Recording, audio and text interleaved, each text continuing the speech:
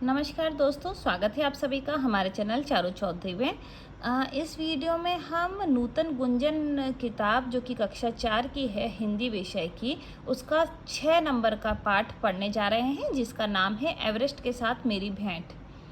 तो ये जो पाठ है वो किसने लिखा है? वो लिखा है बचेंद्री पाल जी ने, जो कि हिमालय की चोटी पर चढ़ने वाली, एवरेस्ट पर चढ़ने वाली पहली महिला थी। और हिमालय की जो सबसे ऊंची चोटी है वो है एवरेस्ट। तो ये देखिए, यहाँ पे आप फोटो पे देख सकते हैं कि वो चोटी पे चढ़ी हुई दिखाई दे रही हैं बचेंद्री पाल जी। तो पाठ हम यहाँ से शुरू करते हैं। कर्नल खुल्लर ने साउथ कोल तक की चढ़ाई के लिए 3 शिखर दलों के 2 समूह बना दिए। मैं सुबह 4 बजे उठ गई, बर्फ़ पिघलाई और चाय बनाई। कुछ बिस्कुट और आधी चॉकलेट का हल्का नाश्ता कर मैं 5:30 बजे अपने तंबू से निकल पड़ी। कौन निकल पड़ा, किसने चाय बनाई? ये बचेंद्री पाल जो हैं वो कह रही हैं कि उन्होंने थोड़ा सा हल्का नाश्ता किया बिस्कुट और चॉकलेट का, और उसके बाद वो अपने तंबू से निकल पड़ी। अंगदौर जी ने मुझसे पूछा क्या मैं उनके साथ चलना चाहूँगी। मुझे उन पर विश्वास था और साथ साथ में अपने आरोहण की क्षमता और कर्मठता के बारे में भी आश्वस्त थी। तो अंगदौर जी ने उनसे पूछा कि क्या आप मेरे साथ चलना चाहेंगी। तो उन्होंने कहा, उनको एक तो अंगदौर जी पे भी भरोसा था और साथ में अपने चढ़ने की जो क्षमता और कर्मठता है उस पर भी उनको भरोसा था, इसलिए उन्होंने मतलब वो तैयार हो गई। सुबह 6:20 पर जब अंगदौर जी और मैं साउथ कोल से बाहर निकले तो दिन ऊपर चढ़ आया था। हल्की हल्की हवा चल रही थी और ठंड बहुत अधिक थी। तो वह कब निकले? सुबह 6:20 पर उन्होंने अपनी यात्रा शुरू की थी और हल्की सी ठंड थी, हवा चल रही थी। हमने बगैर रस्सी के चढ़ाई की। तो उन्होंने शुरुआत में चढ़ाई के लिए रस्सी का प्रयोग नहीं किया।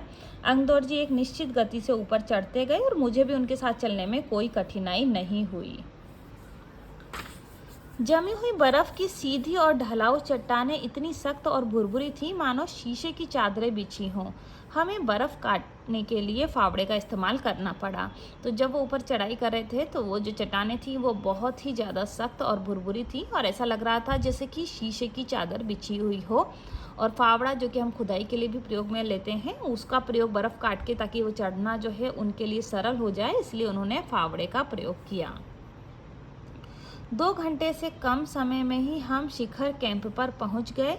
अंगदौर जी ने पीछे मुड़कर पूछा, क्या तुम थक गई हो? मैंने जवाब दिया, नहीं। यह सुनकर वे बहुत अधिक आश्चर्यचकित और आनंदित हुए। फिर थोड़ी चाय पीने के बाद हमने पुनः चढ़ाई शुरू की।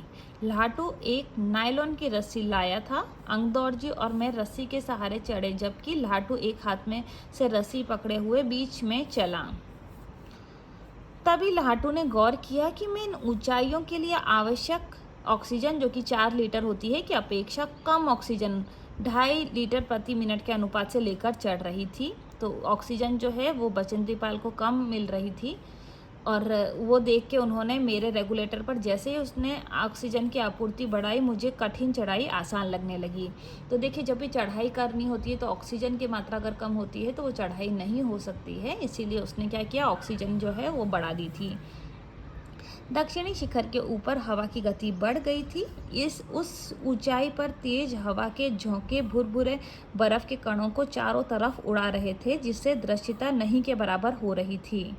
मैंने देखा कि केवल थोड़ी देर के बाद कोई ऊंची चढ़ाई नहीं है, ढलान एकदम सीधी हो गई है। मेरी सांस मानो रुक गई थी। मुझे लगा कि सफलता बहुत नज़दीक है।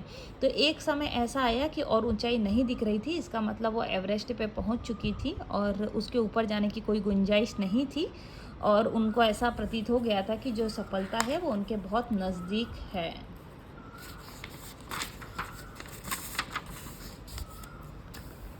23 मई 1984 के दिन दोपहर के 1:07 पर मैं एवरेस्ट की चोटी पर खड़ी थी।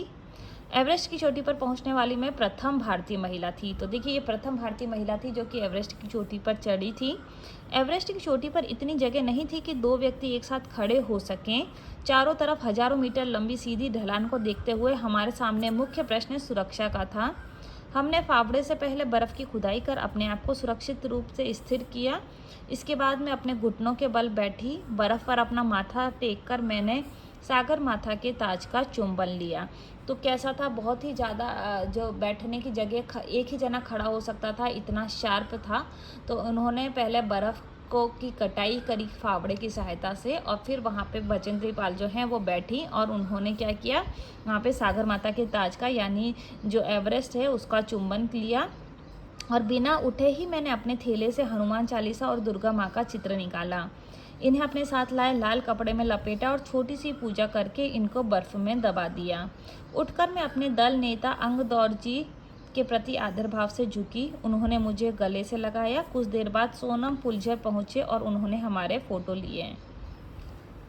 तो देखिए यहाँ पे उन्होंने पूजा करी वहाँ पे पहुँच के, और अपना जो नेता है अंगदौर जी जिनके साथ वो आई थी उनके लिए, उनके प्रति इस आदर भाव से वो झुकी और उन्होंने उनको गले लगाया और फिर उनके फ़ोटो लिए गए। इस समय तक लाटू ने हमारे नेता को एवरेस्ट पर हमारे पहुंचने की सूचना दे दी थी। तब मेरे हाथ में वॉकी टॉकी दिया गया। कर्नल खुल्लर ने मुझे बधाई दी और बोले, देश को तुम पर गर्व है। हमने शिखर पर कुछ समय व्यतीत किया और अपनी वापसी यात्रा 1:55 पर आरंभ की। अंगदौर जी और मैं साउथ कोल पर 5:30 बजे पहुंच गए थे। साउथ कोल ने शिखर तक और वापस साउथ कोल तक की यात्रा चोटी पर रुकने सहित 10 घंटे 40 मिनट में पूरी करने पर सबने हमें बधाई दी। मैं जब अपने तंबू में लौट रही थी, मैंने मेजर कुमार को कर्नल खुल्लर से वायरलेस पर बात करते सुना।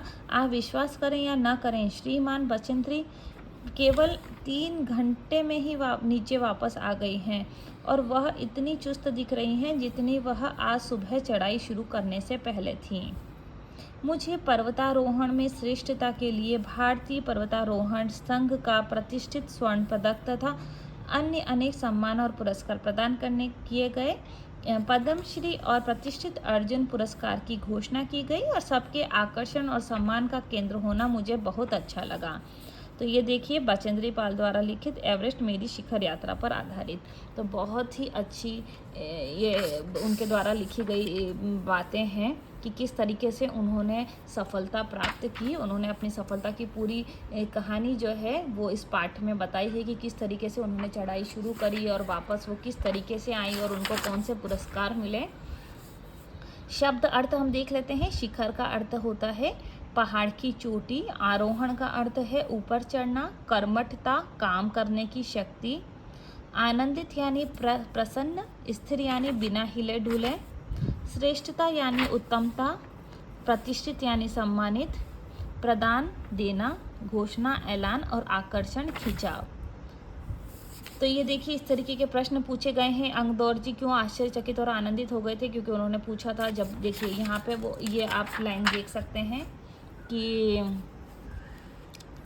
जब अंगदौर जी ने पूछा बचेंद्री पाल जी से कि क्या तुम थक गई हो, तो उन्होंने नहीं का जवाब दिया, वो नहीं थकी थी। तो वह आनंदित हुए और आश्चर्यचकित हुए।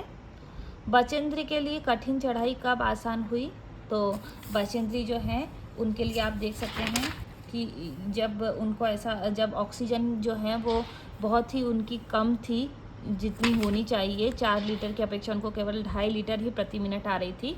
तो जैसे ही ऑक्सीजन की आपूर्ति बढ़ाई, उनकी जो कठिन चढ़ाई है वो उन्हें आसान लगने लगी। किसे सामने देखकर बचेंद्री की सांस रुक गई, जो एवरेस्ट की चोटी को देखकर बचेंद्री की सांस जो है वो रुक गई थी। एवरेस्ट की इस पूरी यात्रा में बचेंद्री को कितना समय लगा, तो इनको पूरा समय जो लगा है वो लगा था, सबने 10 घंटे 40 मिनट में उन्होंने अपनी यात्रा पूरी कर ली थी। अब अगला प्रश्न है, बचेंद्री एवरेस्ट की चोटी पर कब और किस समय पहुंची। तो बचेंद्री जो हैं वो 23 मई 1984 के दिन दोपहर के 1:07 पर एवरेस्ट की चोटी पर पहुंची थी। सागर माथा के ताज पर पहुंचकर बचेंद्री ने क्या किया। सागर माता के ताज पर पहुंचकर बचेंद्री ने उसका सागर माता के ताज का चुंबन लिया और अपने थैले से हनुमान चालीसा और दुर्गा माँ का चित्र निकाला और लाल कपड़े में लपेट कर पूजा करके उसे बर्फ में दबा दिया। पर्वतारोहण में श्रेष्ठता के लिए बचेंद्री पाल को कौन कौन से पुरस्कार मिले, तो पर्वतारोहण में श्रेष्ठता के लिए उन्हें भारतीय पर्वतारोहण संघ का प्रतिष्ठित स्वर्ण पदक, मिला पद्मश्री और प्रतिष्ठित अर्जुन पुरस्कार की भी घोषणा हुई। तो ये पाठ था जो कि बहुत ही अच्छा पाठ था। उम्मीद करती हूँ कि आपको पसंद आया होगा। अगर इससे संबंधित और भी प्रश्न हैं तो आप मुझसे पूछ सकते हैं। वीडियो को अगर आपने अभी तक लाइक, शेयर और सब्सक्राइब नहीं किया है तो जल्दी से कर दीजिए। वीडियो को वॉच करने के लिए बहुत बहुत धन्यवाद।